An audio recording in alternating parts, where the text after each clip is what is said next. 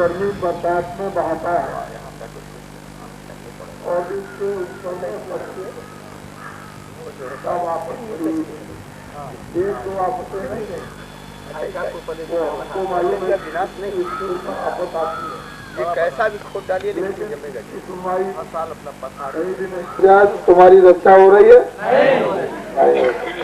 मोटी बात को समझ लो अच्छी तरह से।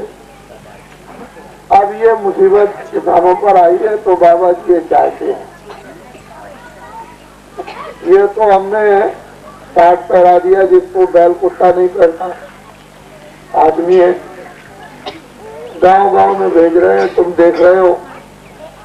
तो आदमी बनाए जाते हैं, जब तक आदमी बनाए नहीं जाएंगे, त्यागी नहीं किए जाएंगे, तपस्वी नहीं किए जाएंगे, सत्यवादी नहीं किए जाएंगे, तब तक क्या काम। लेकिन तुमको भूल हो गई, जो तुमने नाम सुना वो नहीं है। बाबा जी का नाम तुलसीदास, आश्रम है मथुरा में। सारे हिंदुस्तान में मैं ही जय गुरुदेव नाम का प्रचार करता हूँ, मेरा नहीं है। जय गुरुदेव नाम उस भगवान का, ईश्वर का, खुदा का, उसका है, लेकिन प्रचार नहीं करता हूँ। अब बात समझ में आई? तो जय गुरुदेव नाम किसका है? खुदा। किसका नाम है? खुदा। जय गुरुदेव नाम किसका? भगवान का। किसका नाम है? भगवान का। किसी आदमी का नाम नहीं। जब नाम सिद्ध कर दिया जाता है, जगा दिया जाता है, तभी फायदा करता है। तुमने नहीं सुना है कि विष्णु भगवान के 1000 नाम थे? तुम्हारी किताबों में लिखा हुआ है कि भगवान के अनंतों नाम। तो तुमको संदेह करने की क्या जरूरत? किसानों पर बड़ी मुसीबत है। बाबा जी ये चाहते हैं कि जिस खाद का दाम 12 रुपए कुल, पहले तो 5 ही लगता था, अब 12 रुपए में एक यूरिया खाद बोरी 50 किलो की तैयार होती है।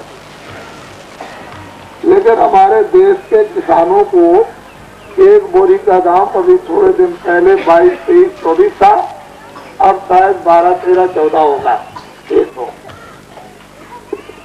100 रुपए किसान से मुनाफा लिया जाता है। बोरी खाद की, यूरिया की कोई दुकान में छोड़ी जाती है? कहाँ छोड़ी जाती है? खेत में। तो आपको ये जानना चाहिए कि हिंदुस्तान में कितनी जमीन है और कितनी बोरी यूरिया लगती होगी।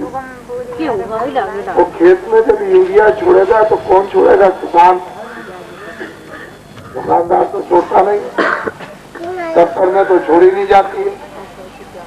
तो अब इस समय पर सीधा सीधा हमारे किसान से 12 रुपए से 100 रुपए मुनाफा दिया जाता है। 36 वर्षों की खाद जोड़ ली जाए तो हमारे किसान ने कितना काम दिया।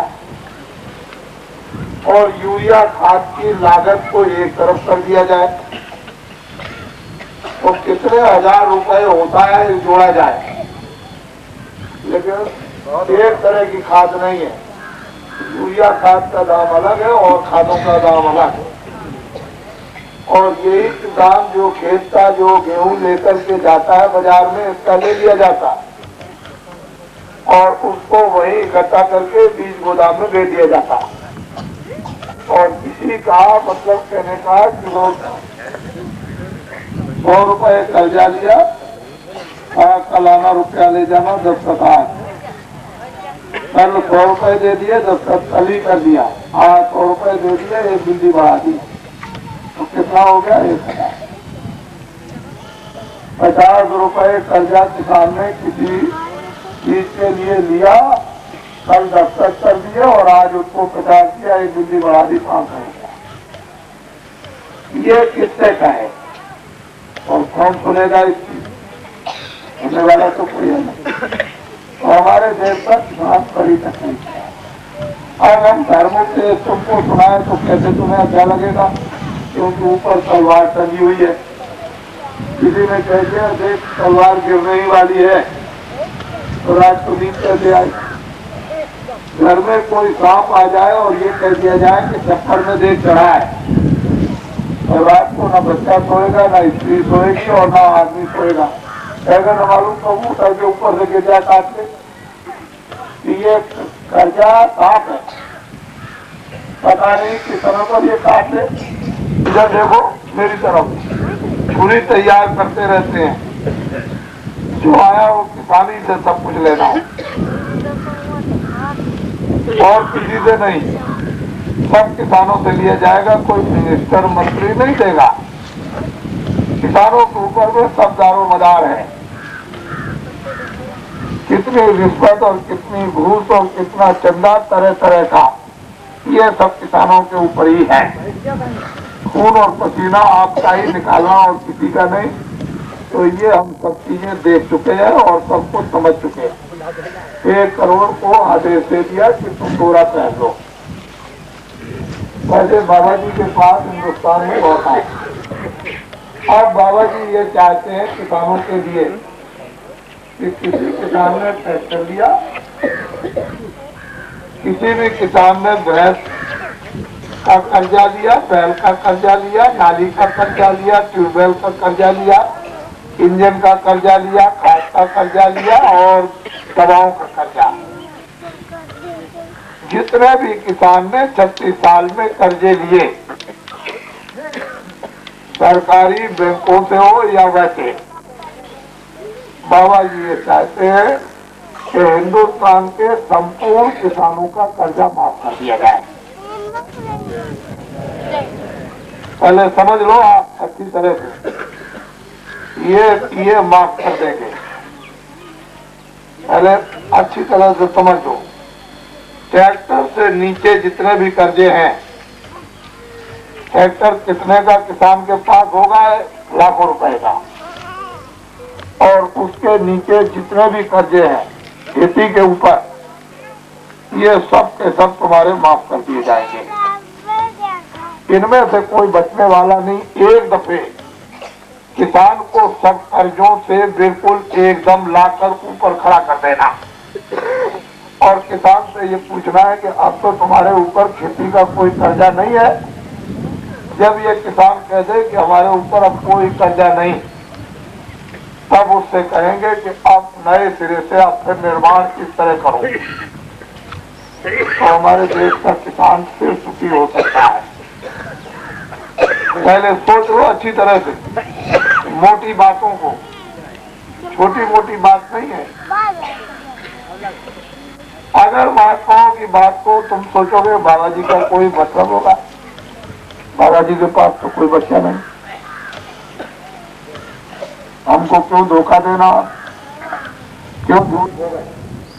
मैं अभी मौजूद हूँ, मैंने वो जमाना भी देखा और अपने जमाना भी देखा। बहुत मेरा नंबर तो आने वाला नहीं, लेकिन जो तुम्हारे बच्चे, तो बाबा जी ये चाहते हैं कि जो तुम्हारे बच्चे जो कर्मचारी हैं 500-600 रुपए जो सरकार पाते हैं, उनके लिए भी कुछ हो जाए। फिर तुम अपने बच्चों को पढ़ाते हो, खर्चा तो लगता ही है, लेकिन मंत्री का हाथ मिले तो देखो किसान के साथ कोई दिक्कत हो, किसी दर्जा को लिहाज को कोई मतलब नहीं, मतलब से मतलब कोई एमपी हो कोई एमएलए हो, 10 साल की हो, सामंत की हो, 50 की हो, उसको काट के साथ कर दी जाए। मोटी बात को साफ कर दी जाए। और जो भी एमएलए हो जिसकी उम्र 60 हो गई हो, इस तक का पहला जो हमारे लड़कों को उपलब्ध और दूसरे के दोनों लोगों को जमा नहीं, कोई भी सदस्य राज्यसभा का दोबारा नहीं, कोई भी राज्यसभा दोबारा नहीं। कितने साल के 5 साल के आप लोग लाला जहाँ बस गए समुद्र किनारे हो रही है, इतना बड़ा त्याग गाँव जहाँ बैठ गए नहीं, इतना बड़ा त्याग आप करते।